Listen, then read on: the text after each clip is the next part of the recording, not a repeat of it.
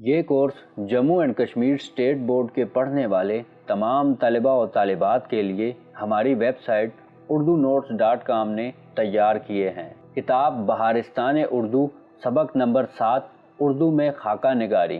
خاکہ نثری ادب کی ایک دلکش صنف ہے۔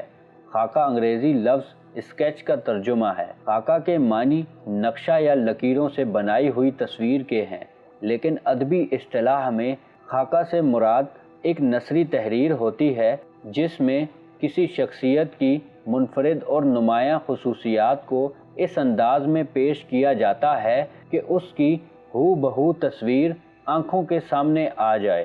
خاکہ نگاری نہ سیرت نگاری ہے نہ سواہنے نگاری، یہ کسی دل آویز شخصیت کی دھندلی سی تصویر ہے۔ اس میں نہ اس کی زندگی کے اہم واقعات کی گنجائش ہے، نہ خاص تاریخوں اور نہ زیادہ تفصیل کی۔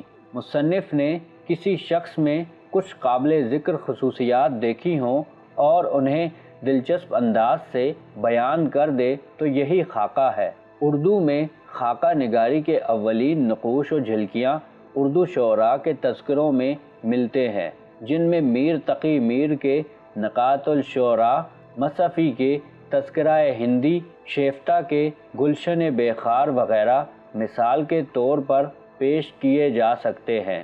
لیکن اردو میں خاکہ نگاری کا باقاعدہ آغاز مرزا فرحت اللہ کے ہاتھوں ہوا، جب انہوں نے نذیر احمد کا خاکہ لکھ کر اس صنف کی بنیاد ڈالی۔ اردو کے دیگر خاکہ نگاروں میں عصمت چغتائی، سعادت حسن منٹو، اعجاز حسین، شوکت تھانوی، شاہد احمد دہلوی وغیرہ قابل ذکر ہیں۔ اس طرح کے تمام نصابی اسباق اور حل شدہ مشقوں کے لیے ہماری ویب سائٹ urdunotes.com پر وزٹ کریں۔